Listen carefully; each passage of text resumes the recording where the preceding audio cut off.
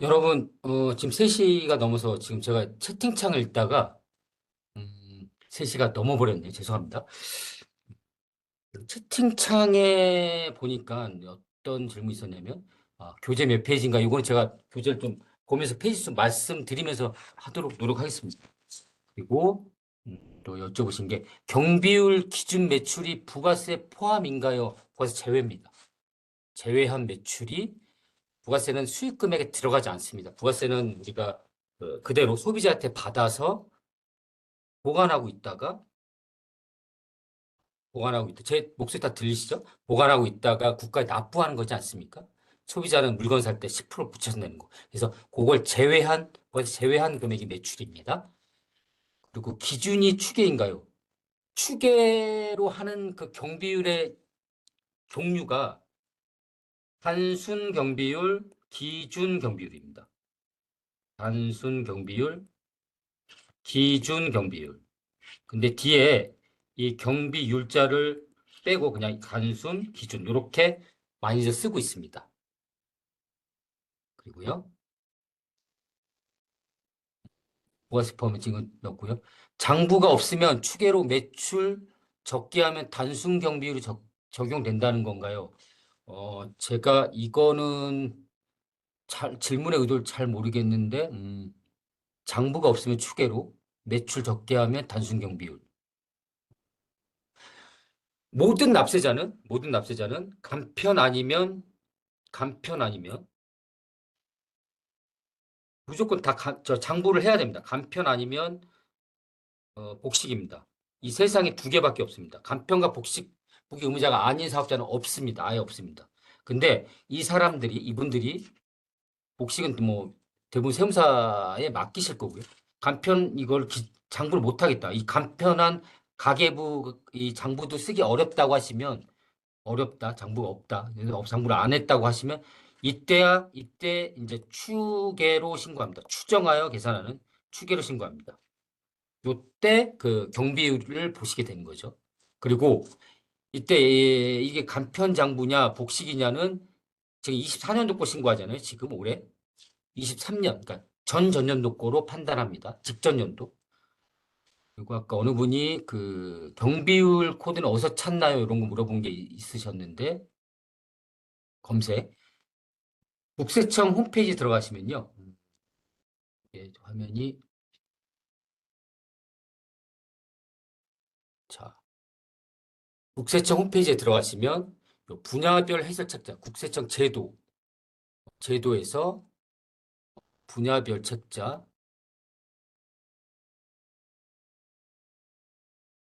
분야별, 정책 제도 통합 자료실, 국세청 발간 책자, 분야별 해설 책자에 가시면 이렇게 그 기준경비율, 단순경비율, 요걸로 검색하시면 나옵니다. 요 한글 파일을 내려받으시면 이게 650페이지짜리거든요. 여기서 자기 업종 찾을 수 있고요. 또 어디서 조회할 수 있는 게 있는데 지금 제가 당장 이걸 못 찾게 있어서 무슨 뭐 음식업 이렇게 하면 그 조회가 되는 화면도 있습니다.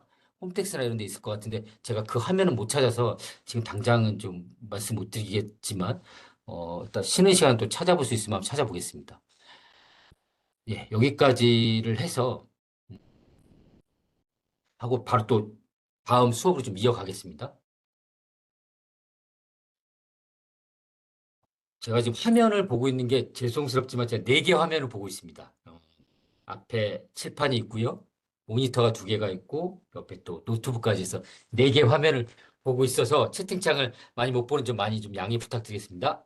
자, 시작하겠습니다.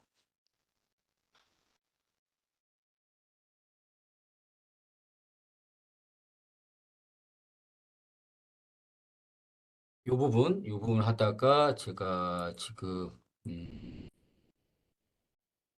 네, 여기서부터 설명드릴게요.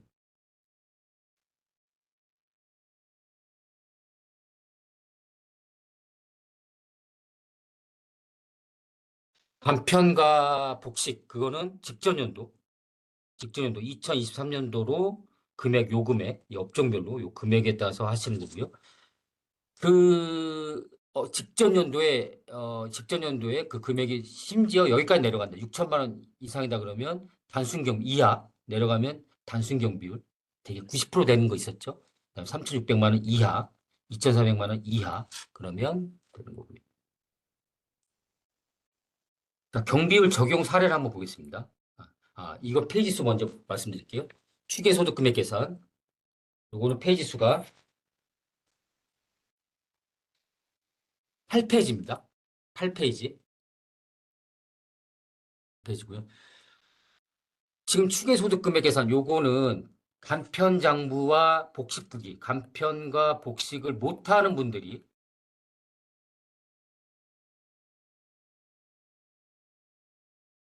요걸 둘 다 못하는 분들이 추계로 금액을 계산할 때 유를 쓰는 겁니다. 그 책자에 보시면 이런 율 있죠? 이런 율을 쓰는 겁니다.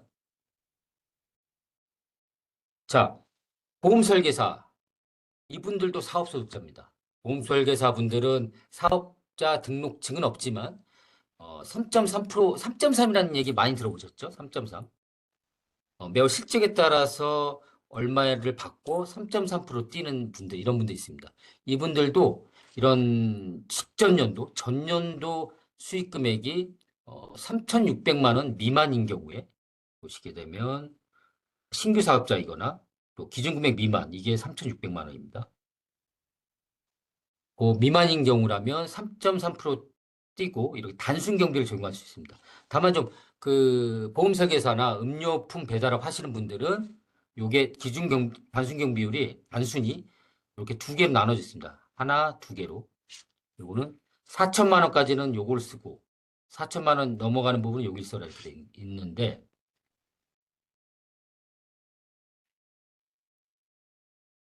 자, 만약에 그 전년도에 그 보험설계사 분이 7천만 원을 받았습니다. 7천만 원. 그러면 경비를 어떻게 인증해 주냐면 여기 중에서 4천만 원까지는 77.6%를 빼주고요. 4천만 원 초과 3천만 원은 3천만 원 68.6%. 조금 더 높은 사람들은 조금 덜 빼주는 겁니다. 이런 식으로 구간이 좀 나눠져 있는 게 특징입니다. 다른 일반적인 음식점이나 이런 분들은 보시면 없습니다. 그냥 하나로만 되어 있죠. 일반적인 건 딱 하나로만 되어 있습니다. 근데 이런 사업소득세 3.3% 떼시는 분들은 구간이 4천만 원 미만 이상 이렇게 나눠져 있습니다. 그래서 이렇게 계산하고요. 간편장부 대상자 7천만 원인 경우 이렇게 계산한다는 거 보여드렸고요. 그래서 소득금액 1,838만 원이 나오면 여기서 이제 뭐 공제하고 인적 공제하고 쭉쭉쭉 해서 세율 곱해서 세금을 계산하게 됩니다. 소득금액 구하는 방법까지만 지금 말씀드리고 있습니다. 자, 업종 요런 것 아까 제가 국세청 홈페이지에서 다운받을 수 있다고 말씀드렸습니다. 요것들은. 그리고 본인 홈택스에 들어가면 인증하고 들어가시면 이런 코드라 이런 경비율들이 아마 나와 있을 겁니다. 내가 간편 대상자인지 단순 대상자인지 기준인지가 거기에 나와 있습니다. 홈택스 그 인증하고 들어가시면 아마 나와 있을 겁니다. 그러면 자, 그 다음 페이지가 9페이지를 했고요. 지금 이제 10페이지 보겠습니다. 증빙 서류. 자, 10페이지입니다. 기장을 하고, 기장은 장부를 기록한다는 뜻이 기장입니다. 이거는 이제 세무업계에서 기장이라는 표현을 씁니다. 기장을 하고 이에 따라 소득세를 신고하는 정교환 씨는 최근 관할 세무서로부터 세무조사를 받고 거액의 세금을 추징당했다. 추징은 추가 징수의 표현입니다. 추징.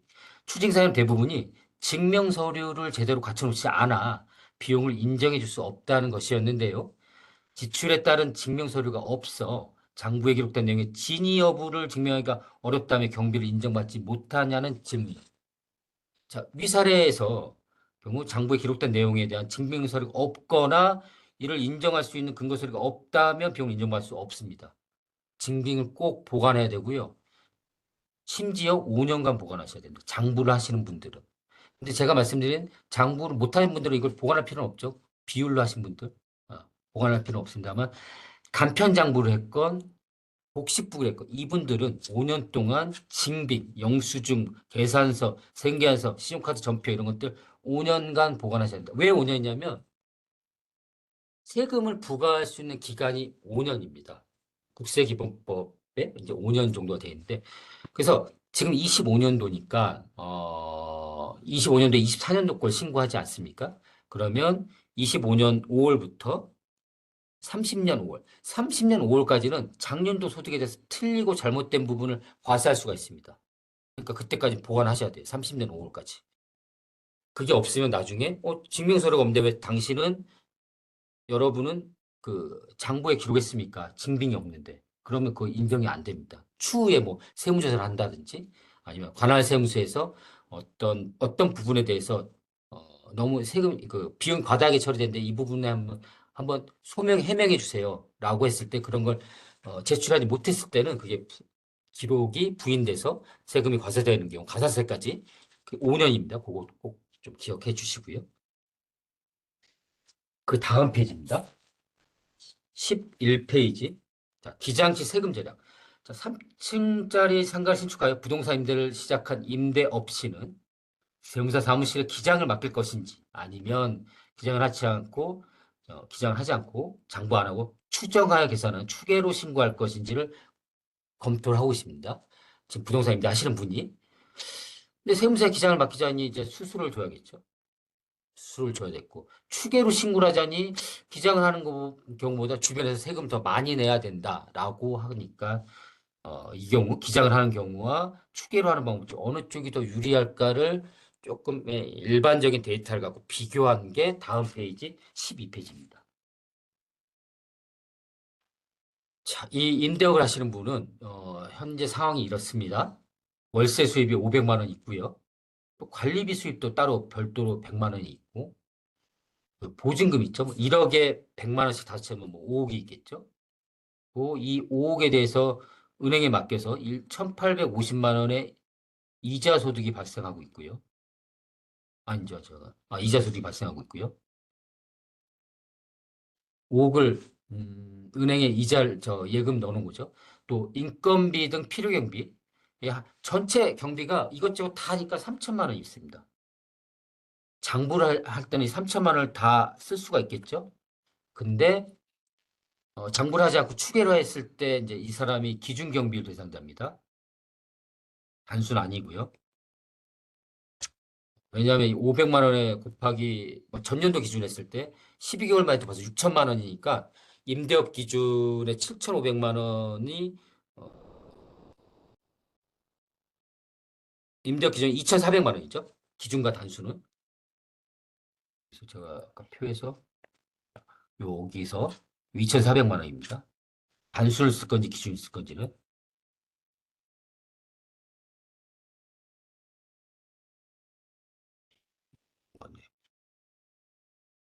자, 그럼 이제 이 사람은 기준 경비를 써야 되는데 이 기준 경비를 제가 경비를 다 인정해 주는 게 아니고 세 가지만 인정해 준다고 했죠. 어, 원재료비, 인건비, 임차료. 근데 아마 부동산 임대업 하시는 분들이 이거 없을 것 같은데요. 인건비도 청소하시는 분들 이런 인건비 들어갈 수 있겠죠. 많이 없을 겁니다. 그래서 그렇게 빼고 났던 주요 경비는 요 주요 경비는 1,500만 원밖에 안 됐다라고 가정하고요. 가족 사항은 처 한 명, 배우자 한 명, 자녀 한 명 이렇게 두고 있습니다. 기준 경비는 17.6%. 아까 제가 기준 경비는 상당히 낮다고 그랬죠. 그에 반해 단순 경비는 높고요. 기준 경비를 했어요. 이렇게 했을 때 장부를 했을 때와 안 했을 때의 차이를 한번 보겠습니다. 다음 페이지입니다. 너무나 복잡한 식이 있죠. 이거를 여러분들께 다 설명해 드리지 않고 주요 포인트만 말씀드릴게요. 자, 일단 수익금입니다. 매출액 먼저 보겠습니다. 매출액. 자, 이거 여기 기장, 장부, 그냥 장부로 하고 쓸게요. 장부. 여기는 추계, 장부가 없어서 추계인데 그 중에 기준입니다. 기준 경비로 할 겁니다. 자, 이렇게 해서 보면 어디가 제일 차이 나는지 계속 보겠습니다. 제 말씀은 다 들리시죠? 네. 일단 임대료 수입 500만 원씩 12월 6천만 원 이건 다 동일합니다. 같습니다. 이것도 같죠? 관리비 수입도 같습니다. 근데 여기서 간주 임대료라는 부분이 있는데 쉽게 말하면 그럽니다. 임대료는 아니지만 임대료로 간주하겠다라는 게 간주 임대료인데 보증금을 예금이자만큼은 매출로 잡아라 이런 게 간주 임대료라고 쉽게 표현할 수 있겠습니다. 5억 원에 예금이자 1.2%만큼 해서 600만 원은 간주 임대료다. 라고 해서 전체 추계로 했을 때 7,800만 원이 나옵니다.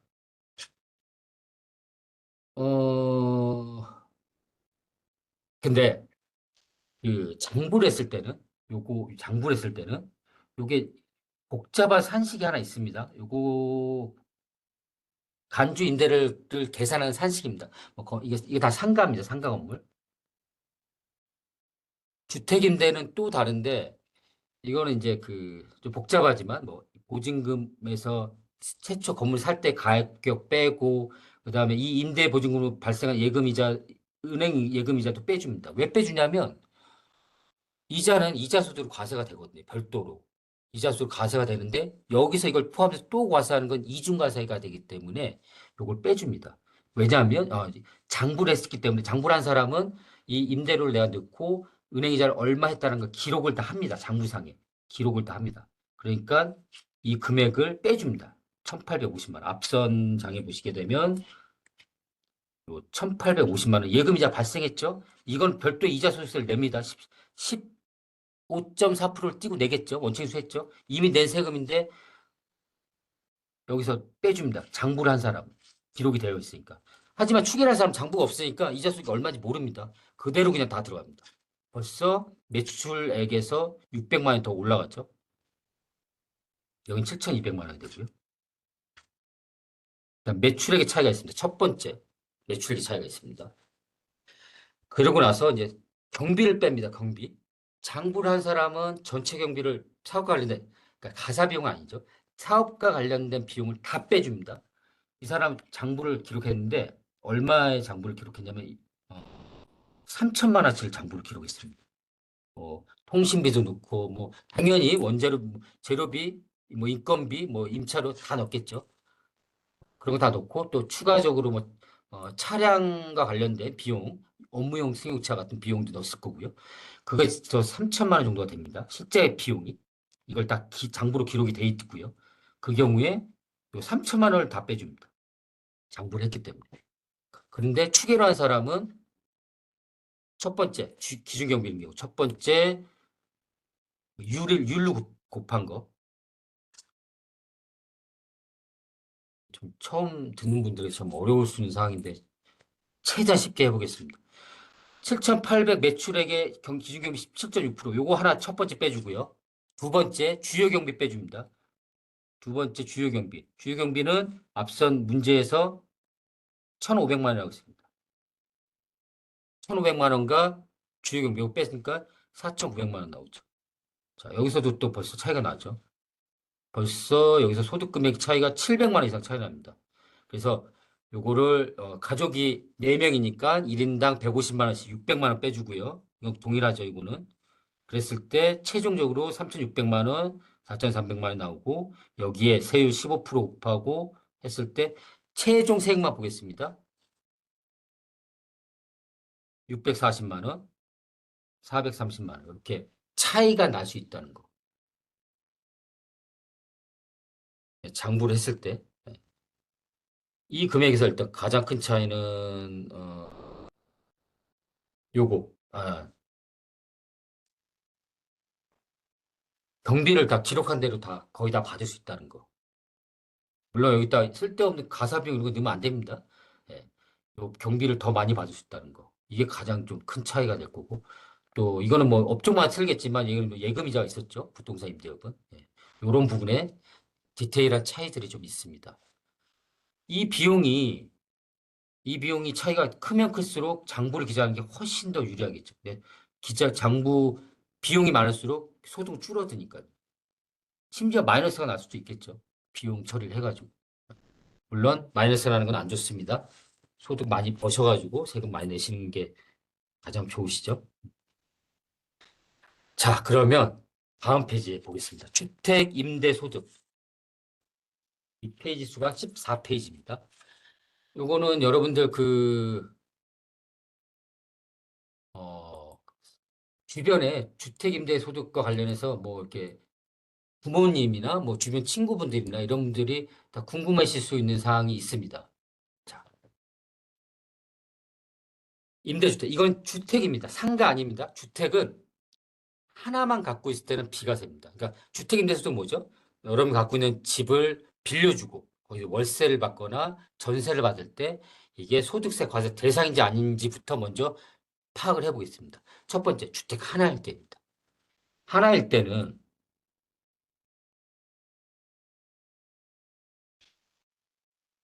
주택이 하나일 때는 임대료는 비과세입니다. 월세 받아도 납부하지 않습니다. 세금 대상이 아닙니다. 그리고 간주임대료, 우리 쉽게는 전세, 이건 월세로 보고요. 월세, 얘는 전세라고 볼게요. 보증금, 보증금도 환산하니까요. 이제 이 보증금을 전체를 이자를 넣었을 때, 은행에 넣었을 때 이자를 얼마 받겠다. 이런 내용들이 전세 하나 있을 때는 안 냅니다. 비과세 관세입니다. 하지만 한 채를 가지고 있더라도 과세가 되는 경우가 있습니다. 전세는 아니고요. 전세는 하나 가지고 있어도 안 됩니다. 네. 고가주택, 고가주택, 또 국외주택. 첫 번째 고가주택, 국외주택. 자, 집을 한 채 갖고 있는데 내가 전세를 살고 그 고가주택 하나를 월세를 받고 있다라고 하면 과세입니다. 근데 그 고가의 기준이 뭐냐면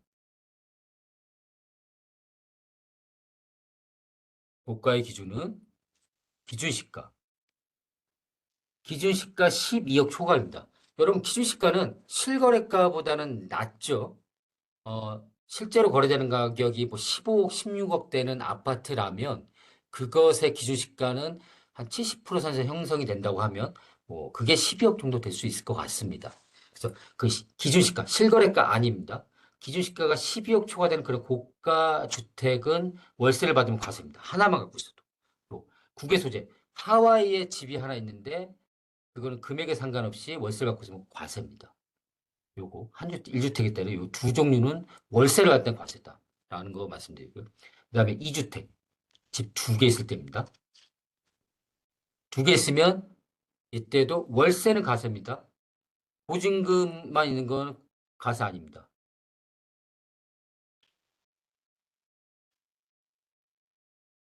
두 주택까지도 보증금에 대해서는 과세 안 합니다. 그러니까 전세로 집 두 개 줬을 때 과세 대상 아닙니다. 자, 이제 3주택으로 가겠습니다. 네 번째. 요 3주택부터는 이제 전세 보증금이 과세가 되기 시작합니다.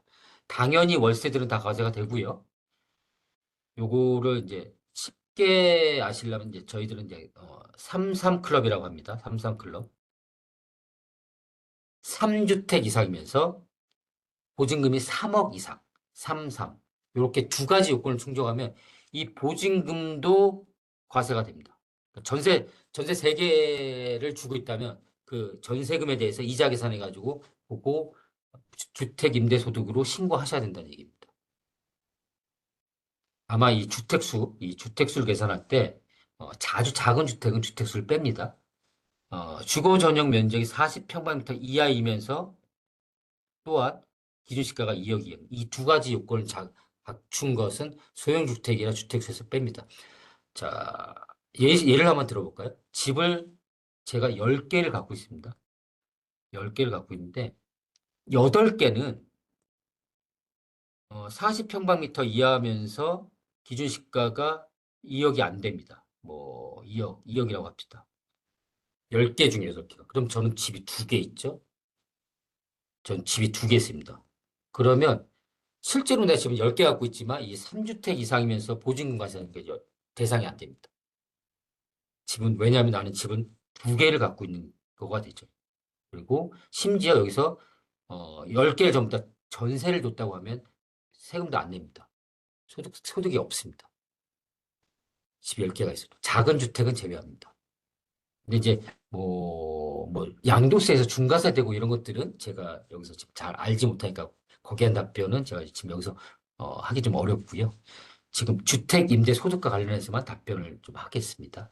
그리고 주택수를 계산할 때 뭐 세대를 다 합치진 않습니다. 딱 합치는 건 하나. 부부간은 합칩니다. 남편도 하나, 배우자가 2개 갖고 있다. 하면 세 채로 봅니다. 물론 이 세 채에서 소형주택이 있다면 빼겠죠. 요거가 기본 틀입니다. 과세가 되는지 안 되는지. 이게 기본 틀이고요. 요거 하기 전에 좀 보고 하나 말씀드릴게요. 주택임대소득. 지금 한 182분 2명 정도 듣고 계신데 주택임대. 여러분 다 가구와 다 세대를 아세요? 지금 듣고 계신 분들 중에는 부동산업을 하고 계신 분도 계실 줄 알겠습니다만 제가 전문적인 표현은 뭐 다가구, 다세대라는 그 빌라 같은 게 있죠. 3층짜리 빌라인데 또 뭐 한 4층 뭐 이렇게 되고 뭐 10세대 이것도 한 10세대. 일단 제일 큰 차이가 다가구 주택은 이 10세대가 전부 다 한 명 소유로 되어 있습니다. 그리고 이 다세대는 주인 다 다릅니다. 10명입니다. 생김새가 비슷할 수 있어요. 다가구하고 다세대하고. 근데 등기부 등본을 딱 띄워봤을 때 요거는 똑같이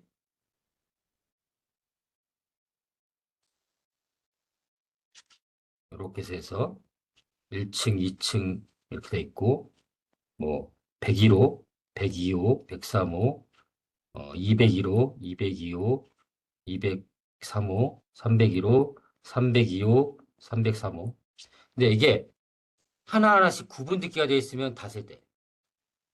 구분 듣기란 표현은 한 명 한 명 주인 다 다릅니다. 303호 주인 홍길동, 302호 주인은 뭐 나추나 뭐 이런 식으로 다 다르죠. 근데 다가구는 이 통으로 전부 다 한 명입니다. 자, 그러면 극단적인 경우 요거 한번 말씀드릴게요. 이 10개 세대에서 이 사람은 지방에서 지방에 있는 대학교 앞에서 한 세대당 30만 원씩 받고 있습니다. 월세를. 그러면 한 달에 300만 원 받죠. 300만 원. 그리고 이 사람도 받습니다. 30만 원씩 해서 300만 원을 받습니다.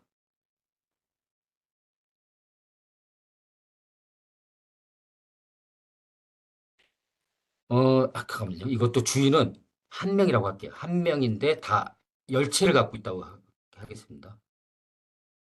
열채로. 한 명 한 명 다 열채. 그럼 여러분, 여기서 이 사람은 이게 기준시가가 10억입니다. 10억 기준시가. 이 사람, 이 A라는 사람, 다가구, 이거는 한 채죠. 한 채로 봅니다. 한 채. 한 채고 기준시가 10억이죠. 근데 월세 받습니다. 이 사람 세금 안 냅니다. 소득 대상이 아닙니다. 보시면 1주택이면서 10억이 안 되고, 국외 소재 주택도 아니죠. 그러니까 비과세입니다. 그런데 똑같이 비슷한 모양으로 생겼지만 다세대. 이 사람은 집주인인데 이거 다 갖고 있습니다. 10개로. 이 사람 10개를 갖고 있는 거죠. 물론 이제 그 소형주택이 아니라고 가정하겠습니다. 아니고. 소형주택 아니고요. 그러면 이 사람은 300만 원씩 받은 3,600만 원에 대해서 소득세를 내야 됩니다. 그런 차이가 있을 수 있습니다. 다가구냐, 다세대냐 이런 거에 따라서. 주택임대가 나와서 요거 설명을 드릴 때 여러분들이 좀 잘 기억할 수 있게 이걸 좀 설명을 드렸습니다. 다음은 15페이지입니다. 15페이지. 중간 예납. 우리 근로자 월급 받는 사람들은 매달 띄죠. 매달 월급에서 얼마씩 띱니다. 일정액을 띄어가지고 그 금액에 대해서 연말정산하죠. 12개월치를. 하지만 일반 사업소득자는요.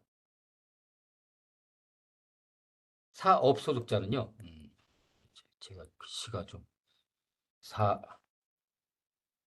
사업소득자는 우리 그냥 일반적으로 사업하시는 분들 사업소득자는 1년치를 갖다가 올해 5월 달에 신고하신 거잖아요. 이 1년치에 대해서 1년치에 대해서 신고를 하시는데 5월 달에 신고를 하시는데 이때 한꺼번에 내는 구조가 아니고요. 매년 11월 달에 전년 기준에서 한 50%를 먼저 냅니다. 미리 내고 그 다음 연도 5월 달 할 때 남은 금액을 내는 제도. 이게 중간 연합입니다. 그래서 사업을 하시게 되면 이제 납부세액이 발생하잖아요.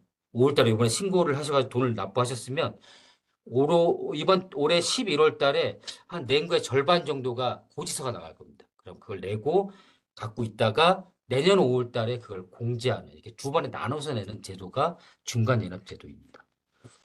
근데 전년에는 사업이 잘 돼서 내가 좀 세금 냈는데 올해 너무 실적이 안 좋아요. 너무 실적이 안 좋음에도 불구하고 국가에서는 이제 전년도를 기준으로 해서 이 2분의 1 가량이 고지서가 올해 11월 달 나왔어요. 근데 실제로 내가 한번 이렇게 계산을 두들겨 보니까 저 지난번에 30%도 안 되는 것 같아요. 이 경우는 1월 달부터 6월 달, 이 6개월치, 6개월치로 요 11월 달 가서 신고합니다. 나 매출 너무 적어졌습니다. 신고를 하면 고지가 된 이 50은 취소가 되고 요 신고, 요 30%된 걸로 납부하실 수 있습니다. 요런 11월 달에 합니다. 중간 예납.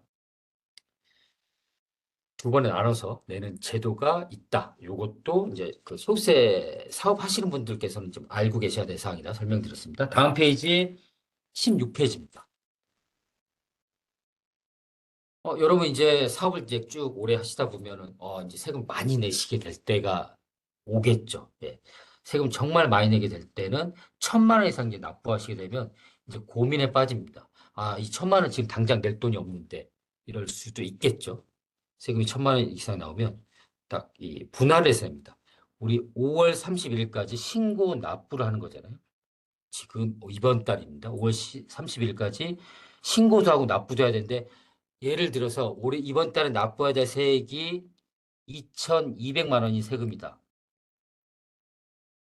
그럼 딱 50%씩 나옵니다. 5월 달에 1,100만 원, 7월 달에 두 달 이내에 또 1,100만 원 이렇게 두 달에 나눠낼 수 있는 제도가 분할납부 제도입니다. 근데 이제 1,000만 원은 무조건 넘어야 되고요. 이게 2,200만 원이 아니고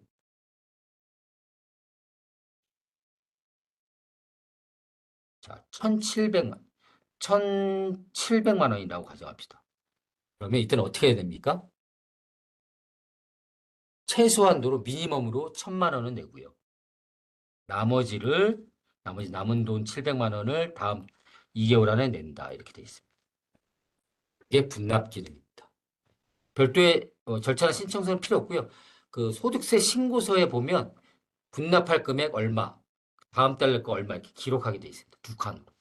거기에 쓰시면 자동적으로 예, 기록이 돼서 두 달 뒤에 자진해서 납부하셔야 됩니다.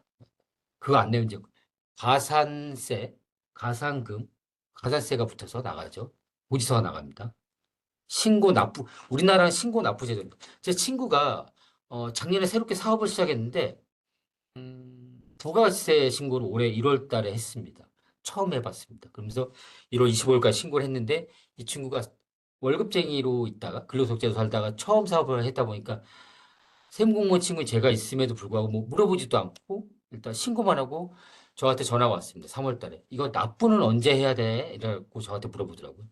그거 뭐 우리나라 부가가치세도 그렇고 종합소득세도 그렇고 신고 납부 기한이 5월 30일까지입니다. 소득세. 그리고 부가세는 1월 25일인가요? 1월 25일 또 7월 25일까지가 신고 납부까지 해야 됩니다. 네. 그거 잊지 않으셔야 됩니다. 그거 납부 안 하시면 가산세 붙어서 고지서가 나갑니다. 다음 페이지는 17페이지입니다. 좀 잠깐 마시고 하겠습니다. 자, 분할납부. 어, 종합소득세 신고를 마친 고 세금 씨는 큰 걱정거리가 생겼다. 내야 할 세금이 2,500만 원인데 돈은 1,200만 원밖에 되지 않기 때문이다. 그리고 당장 1,300만 원을 빌리기도 어렵다. 세금 못 내면 매일 가산세가 발생되는데 점점 속세 납부 기한 다가오니 가슴이 답답하기만 하다. 이러한 경우 세금을 나누어 내는 방법 없을까? 제가 앞선 페이지에서 말씀드린 부분이 있죠. 자, 2,500만 원이면 1,250, 5월 달, 7월 달, 1,250. 근데 이때 가서 또 1250도 어렵다라고 하면은 뭐 저기 납부기한 징수유예제도 이런 제도가 또 있긴 합니다. 제가 여기서는 설명서는 없고요. 이 부분을 뭐 6개월씩 연장해 주는 제도도 있습니다. 그 부분 아마 다른 강의에 있을 것으로 봅니다. 제가 정확하게 그 부분은 알지 못해서 여기 설명드리기 좀 어려운 점 양해 부탁드립니다. 사업용 계좌의 신고 사용 의무. 자, 복식부기 의무자입니다. 자, 어려운 장부, 복식부기 의무자. 세무사, 회계사가 하는 복식부기. 그 복식부기를 해야 되는 의무자는 사업과 관련하여 재화 또는 용역을 공급하는 거래의 경우, 요거 페이지 수 18페이지입니다. 반드시 사업용 계좌를 사용해야 합니다. 미사용 시 가산세가 부과됩니다. 복식부기 의무자입니다. 제일 엄격한 장부를 써야 된다라고 하는 그런 대상자들이죠. 자, 전년도 수익 금액으로 올해 기장금을 판단하죠. 작년도에 10억 원이어서 이 사람은 올해는 10억 원이어서 업종에 관계없이 10억 넘으면 일단 다 복식부기죠. 아까 제일 높았던 게 3억이니까요. 3억이었으니까 그렇죠. 복식부기 의무자인데 복식부기 의무자는 요 다음 연도부터 6개월 안에 사업용 계좌를 신고해야 됩니다. 그래서 이 계좌를 써야 됩니다. 이 계좌를 사용하지 않으면 가산세가 부과됩니다. 그러니까 여러분이 여기서 아실 건 내가 복식부기 의무자가 될 것 같은 매출액이다 그러면 사업용 계좌를 반드시 만들어야 되겠구나. 이걸 안 쓰면 가산세가 부과되는구나. 요 정도의 그 생활 상식으로 사업을 하시는 분들 좀 알고 계셔야 될 것 같습니다. 다음에 현금 영수증 가맹점 가입. 다음 페이지 19페이지입니다. 지금 주로 소비자에게 재화 또는 용역을 공급하는 사업자로서 아래 요건에 해당하는 사업자는 60일 이내 현금 영수증 가맹점으로 가입을 해야 됩니다.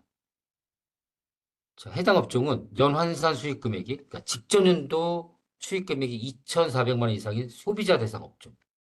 뭐 수익 금액이 2,400만 원 이상이 되는 해 다음해 1월 1일부터 3개월 안에 3월 31일 안에 현금 영수증 가맹을 해야 됩니다. 이 가맹 업종은 국세청 홈페이지에 이렇게 업종이 다 표기가 되어 있습니다. 기본적으로 소비자 상대는 음식점이라든지 뭐 편의점 이런 것들 대부분 다 가맹 의무 대상자입니다. 그리고 여기서 다른 거는 직전 가세연도 예를 들면 10월 달에 개업을 해서 직전 매출액이 10월, 11월, 12월 다 합계해서 500만 원이었다라고 한다면 700만 원이었다고 합시다. 700만 원. 10월, 11월, 12월 동안 700만 원 매출이었다면 요거를 환산을 1년으로 환산하면은 곱하기 4를 해야겠죠. 3개월이니까 1년으로 하려면 4를 하면 2,800만 원. 2,800만 원이 돼버리면서 2,400만 원이 넘어가기 때문에 이때도 의무 가맹점 가입하셔야 되는 대상이 됩니다. 자, 다음 페이지. 상담 사례를 쭉 한번 보겠습니다. 20페이지입니다. 자, 금융소득도 종합소득세 신고 대상인가요? 아까 제가 첫 시간에 이자소득, 배당소득, 이자소득, 배당소득, 이건 이제 자본소득이라고 했죠. 뭐, 본이 돈을 버는 소득이라고 해서 자본소득이라고 합니다. 이자소득. 2002년도 전까지는 부부 간의 이 자본소득은 합산해서 가서 했었습니다. 그러다가 위헌 판결이 나서 현재는 20년 전에 위헌 판결이 났고요. 현재는 각각 부부라도 인별로 과세를 하고 있습니다. 이자소득의 합계액이 두 개 합계액이 2천만 원이 초과하면 이거는 종합과세 대상으로 합산합니다. 여러분 합산하면 좋은가요? 나쁜가요? 합산하면 나쁩니다. 왜냐하면 다른 소득이 다 있으니까 합산하면 내가 2천만 원만 있을 때는 15%만 내면 됐을 텐데 정확히 15.4지만 15%만 내면 되는데 다른 소득 내 급여가 1억이 있고 뭐 또 사업소득이 또 있고 해서 합치면 극단적으로는 최고 세율 45%까지 갈 수도 있습니다. 물론 그게 정확하게 뭐 이게 금융소득은 또 뭐 비교소득 계산하는 그런 법이 있는데 뭐 그거는까지 설명이 좀 어렵고요. 그 우리나라 최고 세율은 45%입니다. 10억 이상 소득자는. 그래서 지방소득세 10%인 4.5%까지 하면 약 49.5%가 소득 세금입니다. 예, 10억 이상 분들은. 자, 이거는 종합소득 합산 대상입니다. 2천만 원 초과하는 부분입니다. 이렇게 자산이 좀 많으신 분들, 은행 예금 많으신 분들은 이런 것들도 고려하셔야 될 사항이십니다. 두 번째, 올해 신규 개업한 사업자도 장부를 꼭 기장해야 되나요? 자, 저는 아까 계속 강조해서 말씀드린 게 장부 대상, 이 모든 사업자 두 가지 종류밖에 없다. 간편 아니면 복식부기다. 그러니까 모든 사업자는 장부를 해야 되는 게 맞습니다. 근데 못하는 경우가 발생하니까 그러면 추계로 가겠다. 못하면. 그럼 신규 사업자도 간편장부 대상자입니다. 신규 사업자라도. 다만 못하니까 추계로 하고 그 추계도 금액이 적으니까 단순한 추계 단순과 기준 중에 어, 금액이 적기 때문에 단순으로 한다. 다만 신규 개업자 중에 변호사 등 전문직 사업자하고 일정 규모 미만 사업자는 국세청에 정한 간편장부를 기장하여 계산한 소득금액 계산 첨부한 속세 신고를 할 수 있으며 기장 능력이 부족한 소규모 사업자 불편을 최소화하기 위해 단순 경비율과 기준 경비율의 추계 신고도 가능하도록 하고 있다. 신규 사업자는 있습니다. 그러니까 신규 사업자는 일단은 다 간편장부 대상자이긴 합니다. 네. 다만 간편장부 대상자도 더 어려운 복식부기로 신고하게 되면 산출세에서 20%를 100만 원 한도로 공제해 준다라고. 제가 막 이렇게 간편장부 계산해 봤더니 세금이 600만 원 내가 계산해 봤더니 나왔다라고 했을 때 이거를 장부를 기장해서 세금을 뭐 500만 원 정도로 더 줄였다. 그러면 심지어 여기다가 여기 500만 원의 20%인 100만 원 공제까지 받아서 최종 400만 원만 납부할 수도 있겠죠. 장부를 한다면. 복식으로 했을 때. 그렇습니다. 다음 페이지. 제가 이제 여러분들이 사실 이렇게 눈에 안 보이기 때문에 혼자 지금 얘기를 하고 있어서 반응은 잘 모르겠습니다만 계속 말씀드리겠습니다. 22페이지. 간편장부란 무엇이며 어떻게 기장하여야 하나요? 소규모 개인 사업자가 수익과 비용을 가계부처럼 쓰고 작성하여 소득금액 계산 및 종합소득세 신고가 가능하도록 국세청장이 재정 고시한 장부를 말합니다. 다음 32페이지. 복식부기 의무자와 복식, 간편. 오늘 이 단어 알고 가시면 좋다고 말씀드렸습니다. 복식부기와 간편장부 대상자가 장부를 안 하고 추계로 신고하였을 때 어떤 가산세를 부담해야 하냐. 가산세 무조건. 신고 기한 내에 신고를 했어도 가산세를 부담해야 한다고 했습니다. 추계로 하면요. 복식부기 의무자가 장부를 비치기로 하지 않고 기준경비율 또는 단순경비율에 의해 추계 신고하는 경우, 추계로 한다면 무신고 가산세, 세액이 20%또 전체 수익금액 매출이라고 표현한 게 여러분 좀 더 쉽게 와닿을 수 있을 것 같아서 매출의 0.07%중 큰 금액을 하고요. 또 요거는 그냥 뭐 넘어가고요. 그다음에 무기장 가산세, 산출세액의 20%. 하여튼 세금의 한 20% 정도를 더 추가로 납부해야 된다라는 거를 알고 계시면 여러분 좋을 것 같습니다. 반대로 간편장부 대상자가 더 높은 복식부기 의무를 하게 되면 공제를 더 해주죠. 100만 원 한도로 설명드렸고요. 다음 페이지 24페이지입니다. 성실신고 확인제란 무엇인가요?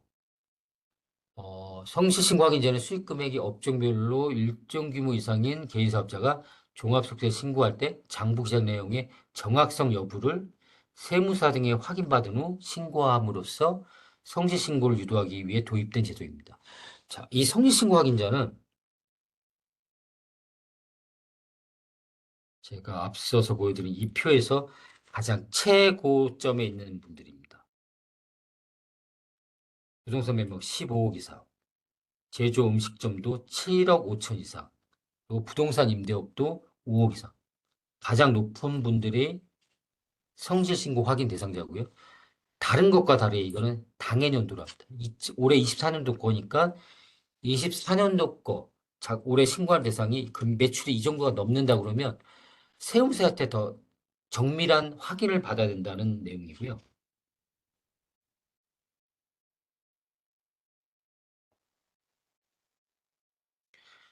그렇기 때문에 그 정밀한 확인이 더 필요하기 때문에 신고 기한을 한 달 더 줍니다. 6월 30일까지. 그래서 이렇게 6월 30일까지 더 준다. 이런 제도가 있습니다. 다음은 주택 임대 소득은 소득세 과세 대상이 되요 제가 이 표 설명드렸었죠. 1주택은 아니다. 아닌데 예외적으로 기준시가 10억의 고가와 해외 주택은 과세한 하나만 있어도 월세는 과세한다. 2주택자도 월세는 과세한다. 전세보증금은 아니다. 전세보증금은 33클럽 3주택 이상 3억 이상일 때 과세하고 월세는 당연히 과세한다. 근데 소형주택 40평방미터 약 13평 정도 되겠죠? 면서 기준시가 2억 이하 2억보다 작으면 이 주택은 열채가 있어도 주택세에서 뺀다. 요거 제가 말씀드린 거 다시 한번 정리해 드렸습니다. 자, 다음 페이지. 68. 자, 26페이지입니다. 자, 주택 임대 소득에 대한 종합소득세 필요경비 우대 혜택과 소형주택 임대 사업자 세액 감면을 받기 위한 임대주택 등록은 어떻게 해야 하나요? 이거는 사업자는 두 개를 해야 되는데요. 뭐 이런 법률 다 빼고요. 쉽게 표현하면 우리 지자체, 구청이죠. 구청, 시청 여기 가서 임대사업자 등록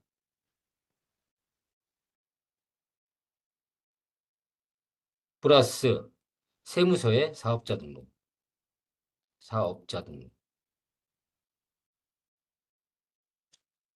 이렇게 되어 있습니다. 이게 지금 표현이 이게 2번이고요. 이게 1번입니다. 모두 하셔야 합니다. 이러면 우대 혜택을 받습니다. 필요경비는 일반은 50%인데 60%로 더 우대받고요. 이거는 저 여기서는 제 내용은 다 인지하고 있지 않아서 이 정도까지만 설명을 좀 드리도록 하겠습니다. 되게 복잡합니다. 뭐 감면도 들어가고요. 어, 자, 거기까지만 하겠습니다. 예, 시간이 거의 다 돼가고 있고요. 자, 착한 임대인 상가 임대료 인하액 세액 공제를 받기 위한 요건은 뭐냐? 자, 이거는 부동산 임대업을 하시는 분들의 얘기입니다.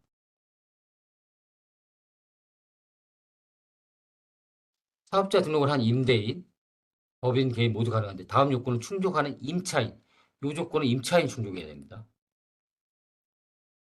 임차인 임대료를 할인해주면 세액 공제를 해주는 이런 제도가 있습니다. 자, 소상공인 이거 확인 받아야 되고요. 임차인이요. 그리고 2021년 6월 30일 이전부터 계속 임차하여 영업 목적으로 사용해야 되고요.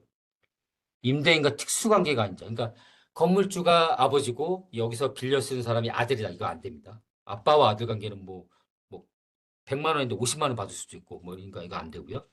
또 사회행위업 등 배제업종, 뭐 유흥업소 이런 것들이 안 될 겁니다. 예, 그런 유흥업소나 뭐 이런 것들은 또 안 되고 요 네 가지 조건 충족하면 세액공제를 받는 제도가 있습니다. 자, 이제 마지막 페이지고요. 자, 기타 소득에 대해서도 종합소득세 신고를 해야 합니까? 라는 문인데요. 기타 소득, 일시적, 인적 용역. 어, 저 같은 사람이 어느 또 협회나 이런 데서 잠깐 강의를 해달라고 해서 강의를 하고 돈을 100만 원을 받았다고 한다면 그 부분에 대해서는 제가 직업적으로 하는 건 아니고 일시적으로 한 번 간 거니까 기타 소득으로 받고 60%의 필요 경비를 인정받아서 40만 원이 소득이 됩니다. 그러면 이거를 소득세 신고할 때 아까 제가 이자 6가지 소득을 합쳐야 된다고 했죠. 이자 배당, 또 근로, 사업, 연금, 기타 이 6개를 합쳐야 된다고 그랬죠. 제가 이 소득이 있습니다. 저는 공무원에서 근로소득을 받고 있고요. 그다음에 기타 소득이 발생했습니다. 이 두 개는 합쳐야 되는데 원칙에 합치는 건데 이 금액이 300만 원보다 작다 그러면 선택할 수가 있습니다. 왜냐하면 근로소득을 받는 제가 만약에 소득세율이 15%고